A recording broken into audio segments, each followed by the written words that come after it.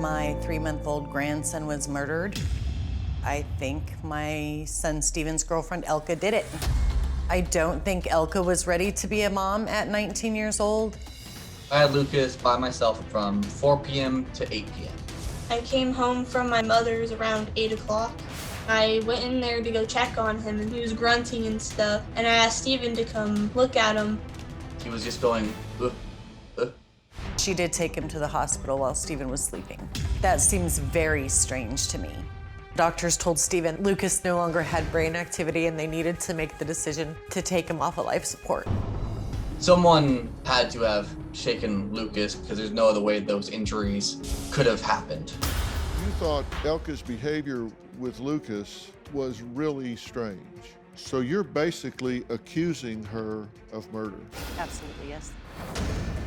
About a week ago is when I found out that I was their prime suspect. Makes me angry. He was fine when she handed him over to you at 2, and he was not fine when she came home at 8, which puts a real bright spotlight on you.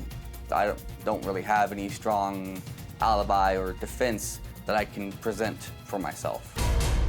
He's going to take the fall for her if she doesn't step up and tell the truth. I am potentially facing jail time, if not prison time, and the charges, would be felony level.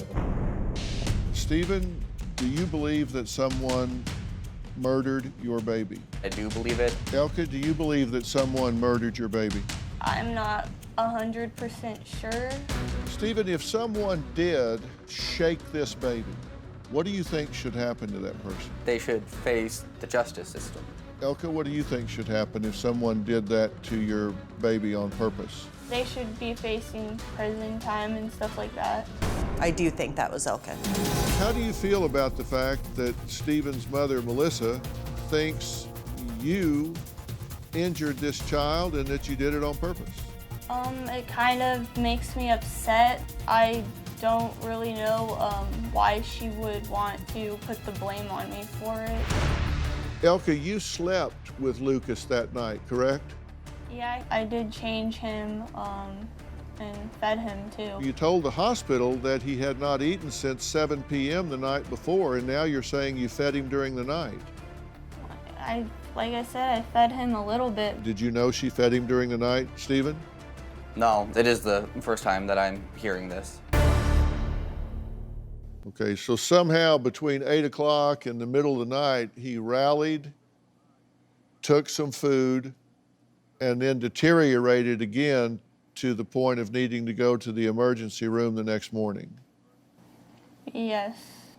Well, I don't think me and Lucas, we went to bed until 10 or something like that. And I fed him a little bit, and Steven was in the living room. And then that's when I laid him down, and then... What time during the night did you feed him? About probably before we went to bed, and then in the middle of the night, like, he didn't eat, but... And then that's, like I said, I took him that morning, so I don't... Okay, so you didn't feed him during the middle of the night, you fed him before you went to bed? Yeah, I guess that's what I was trying to say. I don't... Okay, because I thought you said that you fed him during the middle of the night. I asked you if you slept with him. You said, well, he was in the bassinet. And I said, well, did you tend to him and wake up and check on him during the night? And you said yes. And you did, and you fed him, but he didn't eat very much. I checked on him, but... I'm sorry? I guess I meant to say that he did eat, or he ate at 10 before he went to bed, and I got up in the night and checked on him and stuff like that. But I guess, I guess I didn't quite, understand what you were trying to say. About a month ago, Elke and I learned that she was pregnant with a new child. I think it's the most irresponsible thing on the planet. I can't even fathom what is going through her head at all. I definitely do have mixed emotions about it. I can't say I'm not excited, but I don't know what it means with the investigation on Lucas's case. If he goes to prison, I'm worried about being a single mom. Steven and Elke both say they are excited for a new baby and want Melissa to be in the baby's life if they can find a way to move forward with her. Did y'all make a decision to have another baby together? Or was this a surprise? It was a surprise. It wasn't a decision that we had made. Steven, how do you feel about it? It's a lot of mixed emotions because I'm still not over Lucas, and I don't think I ever will be. And this wasn't something you wanted either, Elke, right? You weren't ready to do this yet? No, I wasn't ready, but I mean, I was pregnant and I didn't want to have an abortion or anything like that. Right. But Lucas will always be with us. Well, I do have a statement from Steven's sister here. This was dated on March 7th. And she says, "I'll never forget when Elke said that she was not ready to have a child because she was just too young." This is when she worked at Steak and Shake in our local community, because I had asked her how things were with my brother Steven. And I asked if she ever wanted future children. The whole pregnancy, she seemed disconnected. Elke was complaining about Steven not helping at night and sleeping on the couch because he worked 12 to 14-hour shifts. She consistently complained about Lucas being fussy. When my brother was around, she acted completely different. It was like a light switch in her personality. He only saw the loving side. Elke had taken the baby out of the house while he was sleeping and claimed the dog had jumped on the baby, and that's why he is fussy and needed medical attention. I went to my brother's house and told him Elke needed him at the hospital, and he had no clue the baby was sick or hurt. Lucas didn't make it. Elke seemed so much lighter and free. Meanwhile, my brother was heartbroken and distraught. She mentioned to me that they would just have to be careful who watches their next baby, I guess. Meanwhile, my brother was willing to do anything to get justice for his son and has been willing to do so since day one. Now, I want to be very clear that your mother and your sister are advocating for you, and they're both being critical of you, Elke, and so I just want to make it clear that people have to take what your sister and your mother say, Steven, with a grain of salt, because they're clearly advocating for you and trying to protect you. And Elke, did you say that the dog jumped on the baby, and when did you say that? The dog did jump on the baby, and Steven was there when the dog jumped And on the baby. Was this on the 10th or the day before you took the baby to the hospital? Is this the same time frame? No, it wasn't. I don't remember the exact time or like the date of when that did happen, but I do remember it happening. It was when my other son's grandma was here visiting and seeing Lucas, and my dog gets really excited and jumps around, and she had jumped from behind her and landed on Lucas. I just do not remember the date when that did happen. But it wasn't on Mother's Day. It 10th. wasn't the day before Lucas went into the hospital with serious brain damage. No, it was not on the 10th. Someone had to have shaken Lucas because there's no other way those injuries could have happened. You thought Elke's behavior with Lucas was really strange. So you're basically accusing her of murder. Absolutely, yes. About a week ago is when I found out that I was their prime suspect. Makes me angry.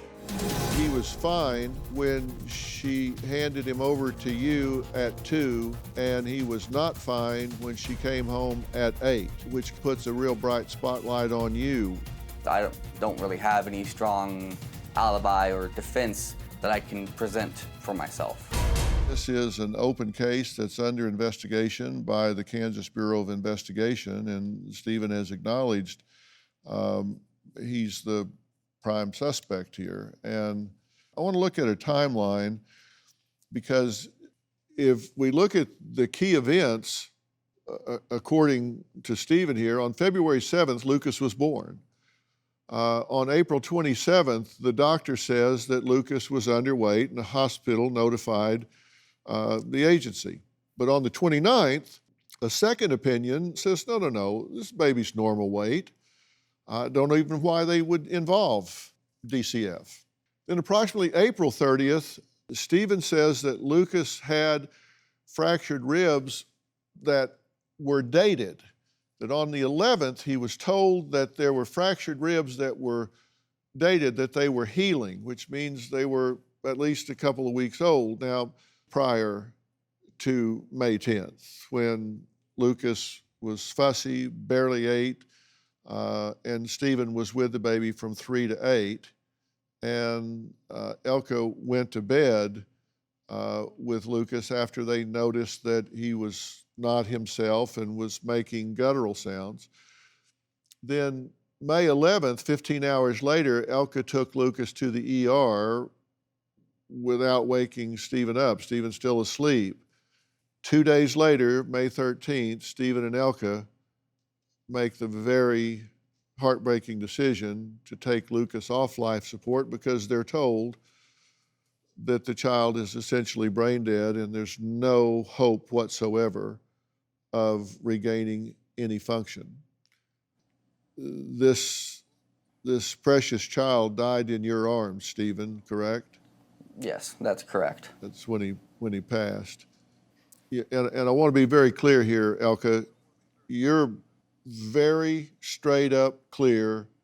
You say you did not hurt this child accidentally or on purpose in any way whatsoever. They can say what they want about your parenting or your decision to wake him up that morning or whatever, but you're saying, I did not hurt my child, period, paragraph, didn't happen. You're very clear about that, correct? Yes. Okay. And you spent Mother's Day at your grandmother's house with family, and you had Lucas with you. And so there were a lot of witnesses around you at that time, and you didn't see him every minute, but you were around and you were cognizant of what was going on. So you were there with people and people were there with you. So there were a lot of people around observing you that can attest to the fact that you were with your child and things were moving along normally, correct? Yes, correct.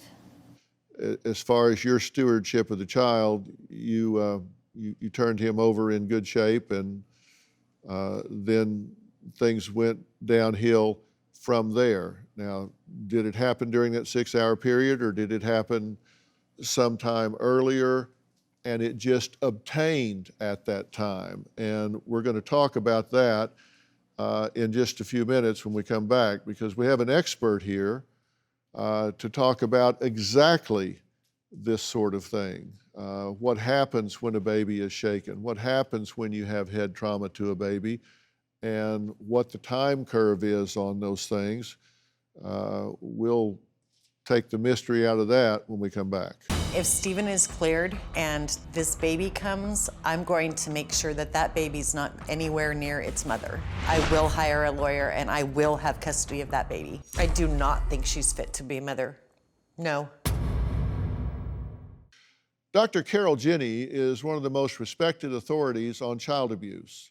She's director of the fellowship program in child abuse pediatrics at Seattle Children's Hospital and former chair of the American Academy of Pediatrics Committee on Child Abuse and Neglect.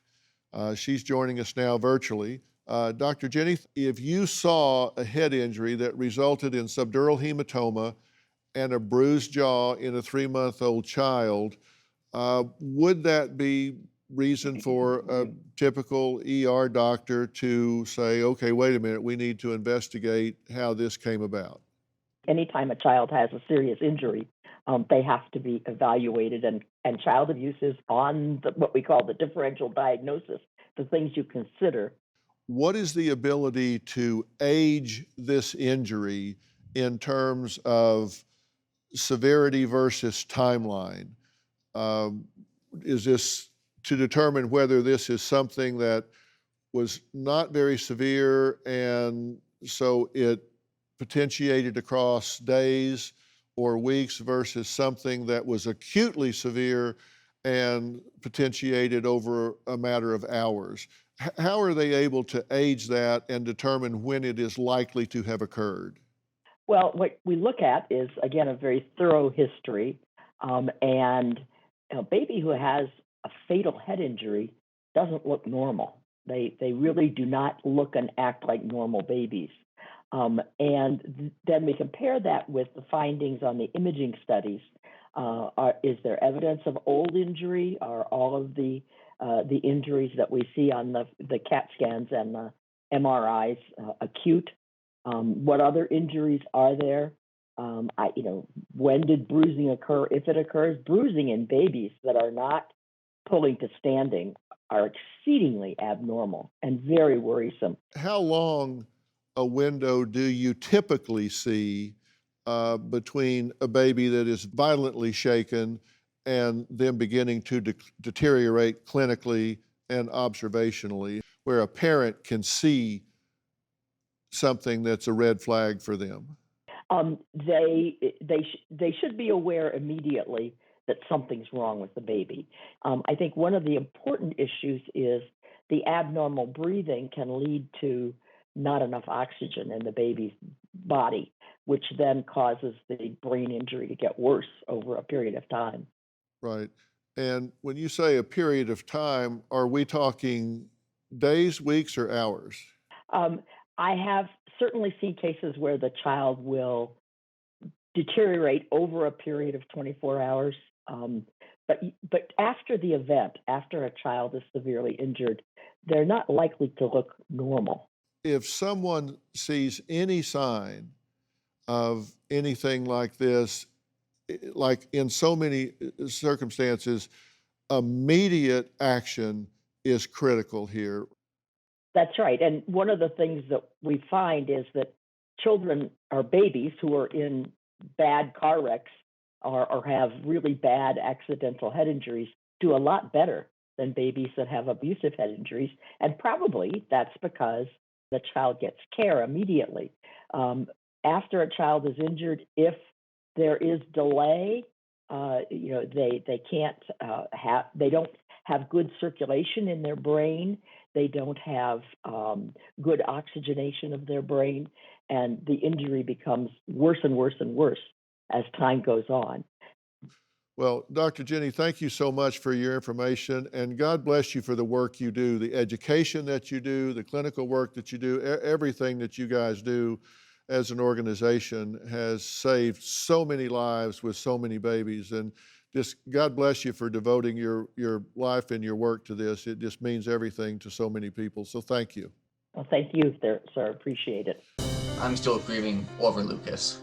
Lucas was one of the easiest babies. Lucas was just a very good child. He always smiled whenever he was around me. He liked when I gave him baths. He liked spending time with my parents. I'm definitely heartbroken not being able to see him grow up, because he would be a year old this year. Well, I'm here with Melissa, who is Steven's mother, Steven and Elke, who are the parents of Lucas, who died tragically on May 13th, 2020. The authorities have made the decision that there was foul play here. This child developed a subdural hematoma, lapsed into a coma, lost brain function, and never recovered, and they had to take the child off life support. And I'm talking to these parents about what happened. And Elke, you and Steven grieve differently. Would you say that's true, that the two of you grieve very differently? Yeah, that's true. And I want people to know that people do grieve differently. And I know this has been many months since this has happened, and a lot of people would say I'd be crying every day for the rest of my life. And I'm sure to some degree both of you cry inside every day and will some for the rest of your life. And I give you both the acknowledgement that people do grieve differently, and I don't judge either one of you for that. What did y'all think about what Dr. Jenny had to say? I mean, it makes a lot of sense.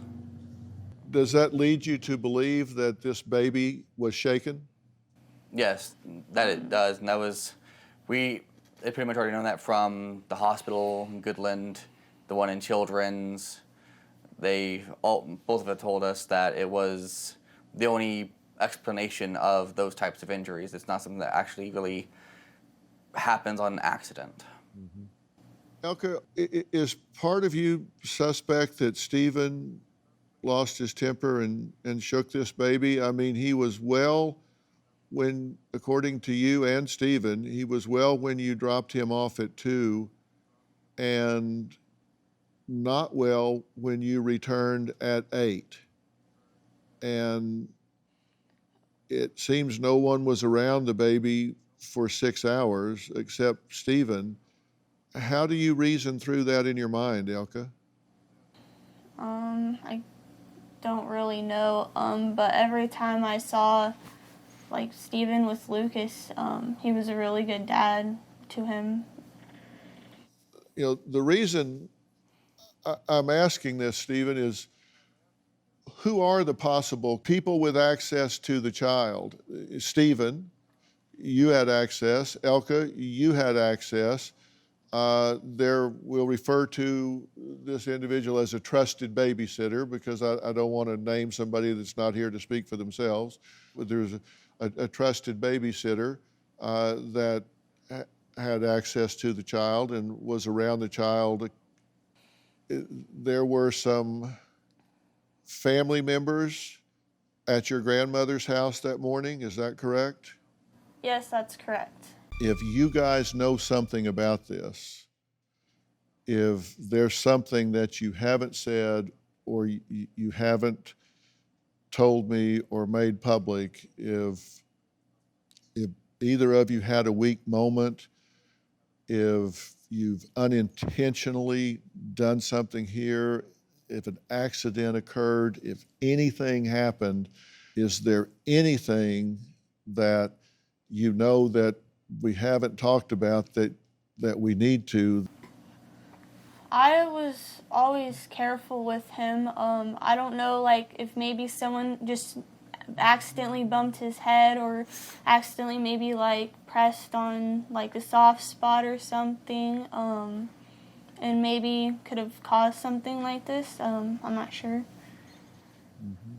I wish there was anything more I can add, but after having my first son, at least the hospital here made us sit through the purple crying and talking about shaken baby syndrome, and when it's okay to set them down and walk away. And I've always taken a lot of pride in myself for being a very patient person. So there's nothing you can think of, Steven. And, you know, Elke, you mentioned like pushing on the soft spot or something. Is there anything that you know, maybe a child was playing around and did something like that? On Mother's Day, he was around a few kids, but I don't know if they would have maybe done something like that. Steven, as I told you, your best defense is to give them an alternative explanation. If it isn't you, then what did happen? They're not going to find that. You're going to find that for them. Just saying, I didn't do it's not going to get you there. I know that as well, that I know saying I didn't do it, just saying that without being able to provide another alternative isn't a great defense. So I am aware of that, and that's why I have been trying to do everything that I can to find something palpable that they'll take and look at and be like, oh, we'll look into this. Yeah. You two need to talk, and you need to figure out if there's an alternative explanation here. If you didn't do this, somebody did, and you guys need to deconstruct this and figure out who and where it could have been. Do you have any doubt about each other? I don't have any doubts about Elke. A suspicious death. Elke, is part of you suspect that Steven shook this baby? Now, I am convinced that Elke hurt that baby. the mother is pregnant again. It scares me to death that they're having this baby. It's terrifying. New Dr. Phil. Check your local listings.